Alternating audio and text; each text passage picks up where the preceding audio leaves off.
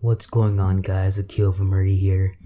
And man, it's been a crazy couple of days, the last few days in the NBA. Announces a rule change for hacka fouls. So what happens is that, beforehand, teams would hack DeAndre Jordan, Shaquille O'Neal, Andre Drummond, these really bad free throw shooters. And they would often employ intentional foul shots on people who would struggle at the free throw line. And this would help them get the ball quicker, stop time, and allow them to, because they would miss a lot of free throws, it would be a better position than having them score 2 points or 3 points. So maybe usually score one or maybe not even score any. And that helps them gives them a chance to make a comeback while having the time stay still.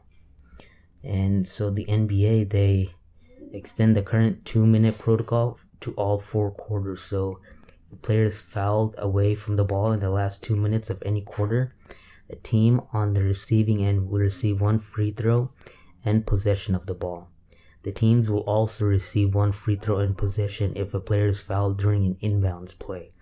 So this just means that you can't use that hack a DeAndre Jordan or hack a Andre Drummond type tactic whenever you want to slow down the game, try to recoup and try to win the game much quicker. And another thing is that players who jump on the back of an opponent, which is a common way teams have been implementing this the last few years, they will be automatically assessed with a flagrant foul. This really changes things up because teams will become a lot more conservative about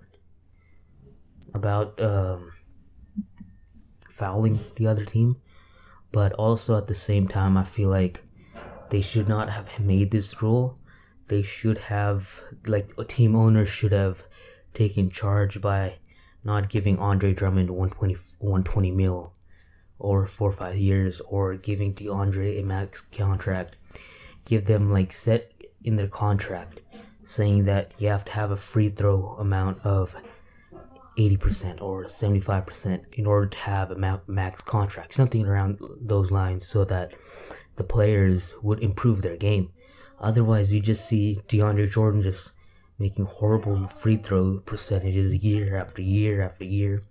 He doesn't improve his team. He doesn't help his team.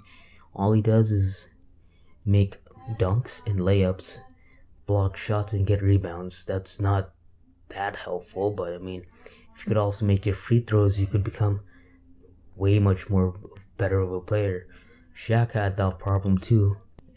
With this, I think Shaq would be a really great player because his free throw percentage wouldn't be so low because people wouldn't hack a Shaq type thing, or hack a Dwight Howard. Dwight Howard is another player, but his free throw percentage has improved over the years, so I give him credit about that. And the last thing I want to talk to you guys about, and this is one of the biggest issues that has popped up over the last couple days. Draymond Green was arrested for alleged assault over the weekend in Michigan. So what happened was he was around 2:30 a.m. on Sunday, and this is in the city where Green played for Michigan State from 2008 to 2012. What they for comments on it, the police, they didn't have any information necessarily, but they want people to ask Green about it because he's actually a well-known person. People can talk to him media-wise, so that's going to be interesting hearing his comments about what happened. And what's interesting is if he gets convicted of assault or battery, or both assault and battery, Green can face up to 93 days in jail, a $500 fine, or both. Now that was what really shocked me, because in Michigan law, as an assault without a weapon that it results in serious or aggravated injury, this misdemeanor is punishable for up to 1 year in prison and up to $1,000 in fines.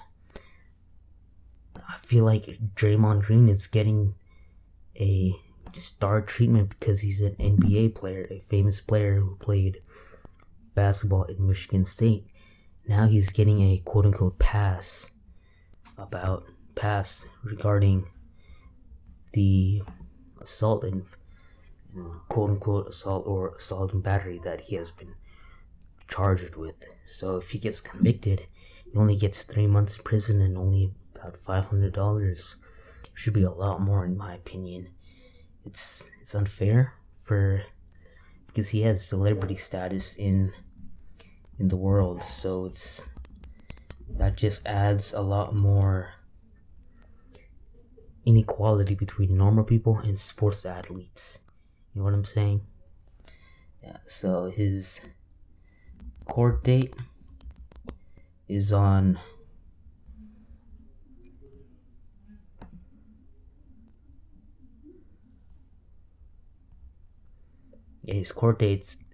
Draymond Green's court date is set for July 20th, and this could possibly affect his Olympic standing because he's on the Olympic team, and if he is convicted for both assault and battery, that's 3 months in prison. That rules him out for the Olympics. I don't think that's a big deal for Team USA because we already loaded with players. Not the best players, but I mean, we have players. We have players that are better than most other players around the world. So Draymond's not going to be a huge factor when it comes to the Olympics, but going into the Warriors, you could see the last year he has been having some trouble holding in some altercations with other players. For example, the crotch kick against OKC's Steven Adams, and of course the quote-unquote punch on LeBron James, which ended up suspending him for his 16th foul in the playoffs. Not because he did that crotch shot, but that was a technical, and he had already amounted 15. If he got one more, he would have been out, and he got that one, and he was out for Game 5, which changed the momentum of the entire series. In my opinion, that is the changing moment.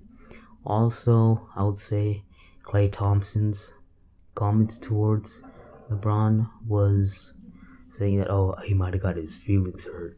I feel like that might have changed LeBron's perspective. That could have also been a changing point, but that's a discussion for another time.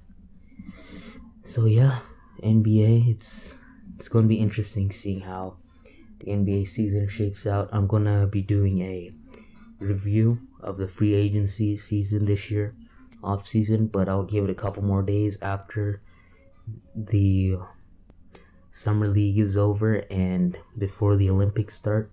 We'll drop a video about a recap of the entire off season, including all the moves that happened in each conference, and giving you my predictions going into the season. My first part. The second part of the predictions for the season will come right before the season starts, like during preseason, that type of thing, seeing how people play, because Kyrie, he played the NBA Finals and he's going to play the Olympics, so it's going to be interesting seeing how fatigue might affect him, but he's only 24, so that shouldn't be a factor. Anyways, thank you guys a lot for watching. Hope you guys enjoy the video. Please subscribe to Cabin 6 Studios. Like, comment about Draymond Green's quote-unquote arrestment and the new NBA rule change. What are your thoughts about that? And as always, I hope you guys have a great and amazing day. Hope you guys enjoy, and I'll catch you guys next time. Peace out.